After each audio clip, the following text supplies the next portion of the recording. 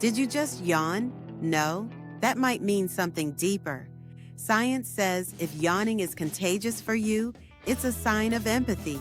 But if you don't catch it, you might lack it completely. Some studies even link it to psychopathic traits. Creepy, right?